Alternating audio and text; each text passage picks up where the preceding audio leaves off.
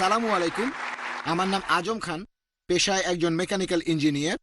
প্রথমে আপনাকে এই সুন্দর লেকচারের জন্য ধন্যবাদ জানাচ্ছি। এখন আমার প্রশ্ন হলো, পানি এই জিনিসটাকে বিভিন্ন ভাষায় বিভিন্ন নামে ডাকা হয়। যেমন ইংরেজিতে বলা হয় ওয়াটার, হিন্দিতে পানি, তারপর তামিল ভাষায় তানি।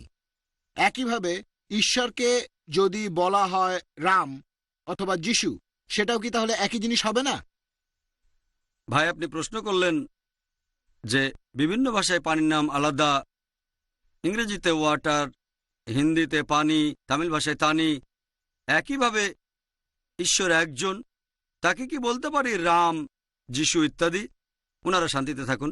আমি আগেও বলেছি, পবিত্রকরণ বলছে সূরা ইসরা অধ্যায় নম্বর 17 আয়াত 110, তোমরা তাকে আল্লাহ নামে ডাকো অথবা রহমান, তোমরা তাকে যে নামে ডাকো না কেন, সকল সুন্দর নামসমূহ তো তাঁরই। আল্লাহ সুবহানাহু ওয়া তাআলাকে যে কোনো নামে ডাকতে পারেন, তবে সেটা হবে একটা সুন্দর নাম। এতে করে মনে কোনো ছবি ভেসে উঠবে না।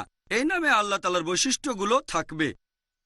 একই কথা আবারও আছে সূরা তাহা অধ্যায় 20 আয়াত নম্বর 8, তারপর সূরা আরফ অধ্যায় 7 আয়াত 180।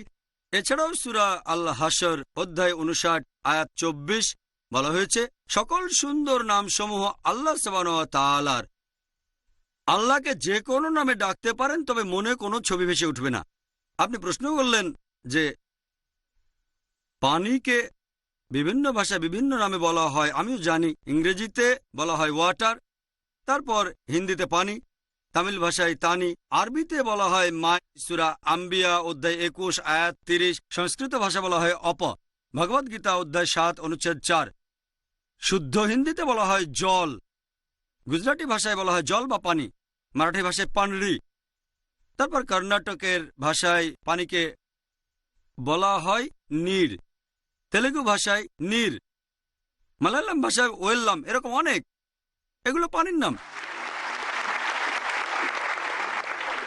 আমি মাত্র 10টা উদাহরণ দিয়েছি। কোরআন আল্লাহ সুবহানাহু ওয়া তাআলার 99টা বৈশিষ্ট্যের কথা বলেছে। এখন পানিকে অন্য ভাষায় যে কোনো নামে বলতে পারেন, তবে সেটা হতে হবে পানি, যে কোনো ভাষায়, তবে সেটার অর্থ হবে পানি, সেটার অর্থ অন্য কিছু হবে না। যেমন ধরেন, কেউ একজন আমার কাছে এসে বলল যে আমাকে আমার বন্ধুরা পরামর্শ দিয়েছে যে প্রত্যেকদিন সকালে আমাকে 1 গ্লাস ওয়াটার খেতে হবে। আমি জানি ওয়াটার মানে পানি, তার কথা বুঝতে পারছি। তারপর সে লোক বলল, যখন আমি 1 গ্লাস ওয়াটার খাই তখন আমার বমি আসে। আমি বললাম, বমি আসে কেন?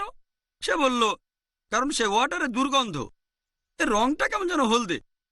পরে আমি বুঝতে পারলাম সে যেটার কথা বলছে সেটা পানি না, সেটা প্রস্রাব। কেউ তাকে বলে সকালে 1 গ্লাস করে প্রস্রাব খেতে, কিন্তু সে নাম দিয়েছে ওয়াটার। তাহলে আপনি পানিকে বলতে পারেন ওয়াটার, তানি, মাই, অপ, জল, কোনো সমস্যা নেই, তবে সেটা পানি থাকতে হবে। আপনি পানিকে যে কোনো নামই বলতে পারেন, তবে পানি ছাড়া অন্য কিছু হলে সেটাকে ওয়াটার বলবেন না, পানি বলবেন না, তানি বলবেন না, অথবা মাই বলবেন না। পানিকে ওয়াটার বলতে পারেন, তবে পানি না হলে সেটা বলতে পারবেন না।